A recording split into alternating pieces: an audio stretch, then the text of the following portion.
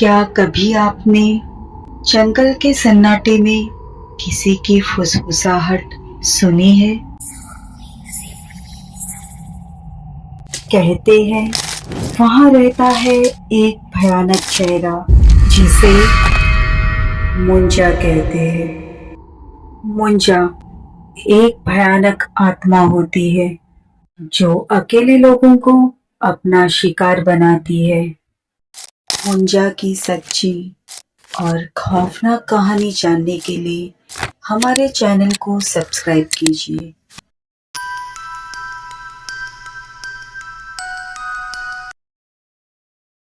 एक छोटा सा गांव जहां बरसात की एक अंधेरी रात में तेज हवाएं चल रही हैं, जहां एक झोपड़ी के दीवारों पर टिमटिमाती हुई परछाई नाच रही है और टूटी हुई टहनियां खिड़कियों को खड़खड़ा रही हैं। वहां उस झोपड़ी के अंदर एक अकेली बुढ़िया जो दरवाजे पर अपनी नजरें गड़ाए एक टुकटुकी लगाकर बैठी है। और तभी अचानक झोपड़ी का दरवाजा जोर से खुलता है।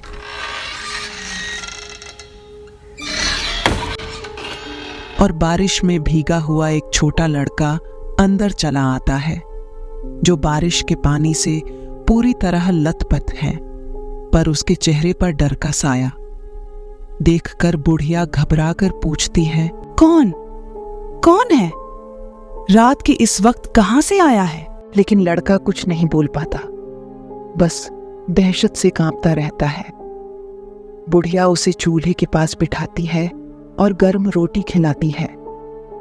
थोड़ी देर बाद लड़का हिचकिचाते हुए कहता है, मैं रास्ता भटक गया हूं, मैं खो गया हूं। बुढ़िया उसे सुला देती है।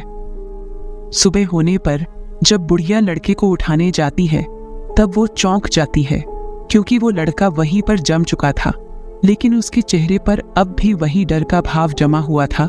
ये सब देखकर बुढ़िया विलाप करती है, अरे भगवान, ये कैसा अभिशाप है? इस मासूम बच्चे ने किसका क्या बिगाड़ा था? अब कहानी शुरू होती है। कहानी गांव के एक बुजुर्ग व्यक्ति दादाजी की तरफ चलती है, जो चिल्ड्रेन पार्क में बच्चों को कहानी सुना रहे हैं। शाम ढल चुकी है और बच्चे दादाजी के इर्द गिर्द घेरे में बैठे हैं। दादाजी कहते हैं, बच्चों, आज मैं तुम्हें मुंजा की कहानी सुनाता हूं। वो एक आत्मा होती है जो अक्सर पीपल के पेड़ों के आसपास रहती है। कहा जाता है कि अगर कोई मुंजा को प्रसन्न कर लेता है तो वो उसकी मनोकामना पूरी करता है, लेकिन उसकी कीमत बहुत भयानक होती है। बच्चे कहानी बड़े ही उत्सुकता से सुनते हैं। तभी एक बच्ची दादाजी से सवाल पूछती है, दादाजी, क्या मुंजा सचमुच होता है? हाँ, कुछ लोग मानते हैं तो कुछ लोग नहीं, लेकिन जो हुआ वो सच है। ये कहानी उसी रात की है जिस रात छोटा रामू खो गया था। गांव के बाहरी इलाके में एक विशाल पीपल का पेड़ था। ऐसा माना जाता था कि उसी पेड़ के आसपास मुंजा का वास है। गांव में रहने वाले श्याम और उसकी पत्नी लता संतान सुख की प्राप्ति के लिए तरस रहे थे। सालों की कोशिशों के बाद भी उनके कोई संतान नहीं हुई थी। एक रात श्याम ने पीपल के पेड़ के नीचे पूजा की और मुंजा को प्रसन्न करने की कोशिश की। कुछ समय बाद लता गर्भवती हो गई। श्याम की खुशी का तो ठिकाना न रहा, लेकिन खुशी ज्यादा दिन नहीं टिकी। रामू पैदा तो हुआ, लेकिन बहुत कमजोर था। कुछ ही महीनों में बारिश की एक भयानक रात में रामू बीमार पड़ गया और दम तोड़ दिया। श्याम और लता का दिल टूट गया। वो अपनी किस्मत को कोसने लगे। उसी रात श्याम फिर से पीपल के पेड़ के नीचे गया और मुंजा से विनती करने लगा। उसने कहा, मुंजा, मेरा बेटा वापस ले आओ। मैं तुम्हें उसके लिए कुछ भी देने को तैयार हूं, लेकिन मुझे मेरा बेटा वापस चाहिए। फिर अचानक जोर से हवा चलने लगी और पेड़ की टहनियां जोर शोर से हिलने लगी।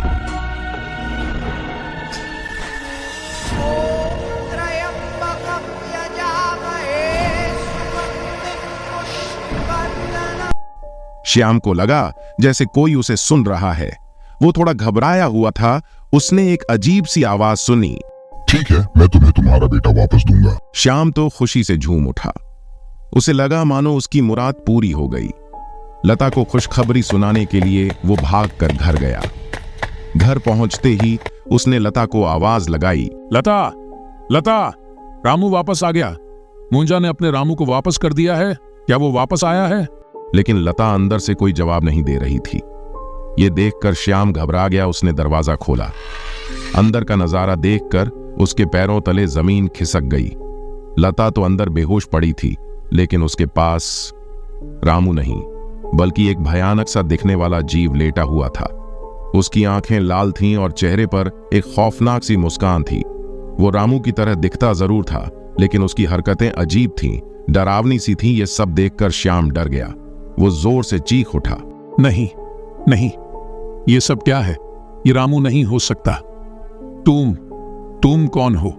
कौन हो तुम? वो जीव धीरे से उठा और बोला, मैं रामू हूँ बाबा, मैं रामू हूँ। उसकी आवाज भी रामू जैसी नहीं थी, बल्कि किसी अजनबी की तरह गूंज रही थी। लता धीरे से होश में आई और उस भयानक जीव को देखकर और जोर से चीखने लगी। श्याम समझ गया था कि उसे मुंजा ने क्या भयानक चीज दी है। मुंजा ने उसके बेटे को वापस तो कर दिया, लेकिन वो असली रामू नहीं था।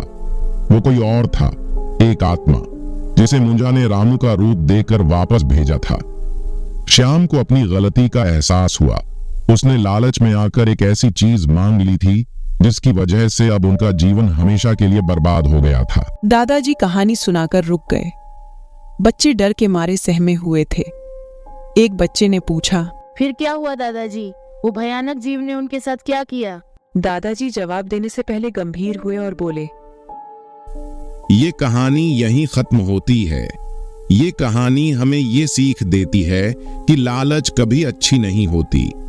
कभी भी किसी ऐसे चीज की इच्छा मत करो जिसे पाने के लिए आपको उसके बदले में कोई भयानक चीज देनी पड़े। बच्चे सोच में पड़ गए। उनकी आंखों में डर के साथ साथ जिज्ञासा भी थी। शायद ये कहानी उनके दिलों में हमेशा के लिए रह जाएगी और उन्हें हमेशा याद दिलाएगी कि कभी भी मुंजा जैसी किसी चीज से मदद मांगने पर उसका अंजाम कितना भयानक हो सकता है।